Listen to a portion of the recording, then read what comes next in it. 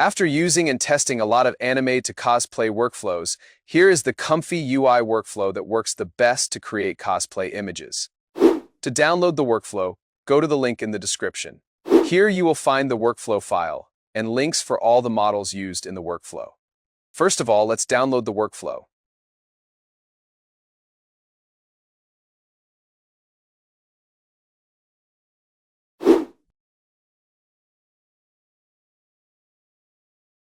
Now let's download the required models.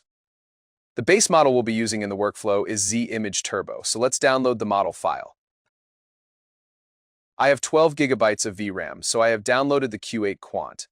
You can download the Quant based on how much VRAM you have.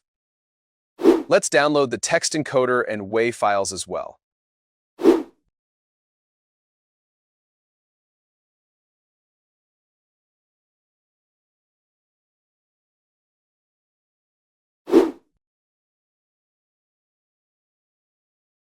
Finally, we need to download a LoRa to improve the skin texture of the generated image.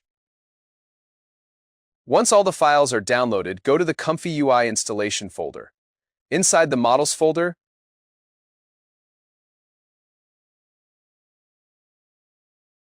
copy and paste the Z-Image model file inside the UNet folder. Copy and paste the Gwen34B file inside the text encoders folder. Copy and paste the WAV file inside the WAV folder.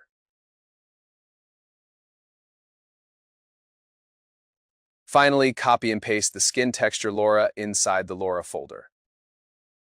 Now let's open the workflow inside ComfyUI and see how it works.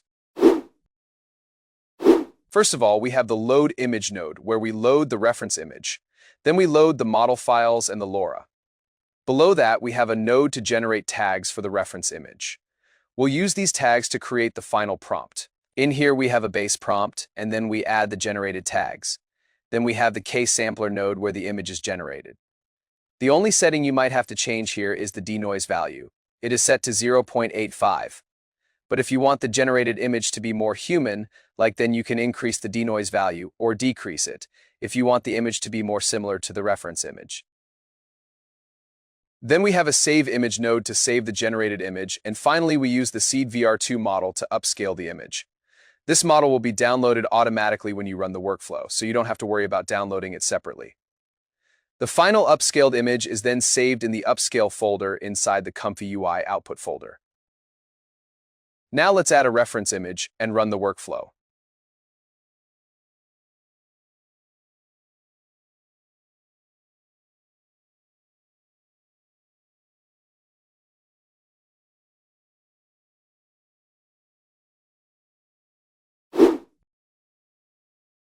Here, as you can see, the image has generated nicely with maximum details as the reference image.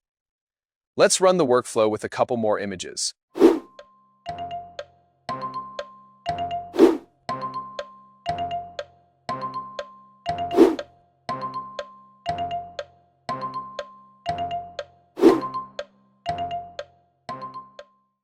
That is it for today. If you have any questions, feel free to comment them below and subscribe to the channel for more ComfyUI workflows.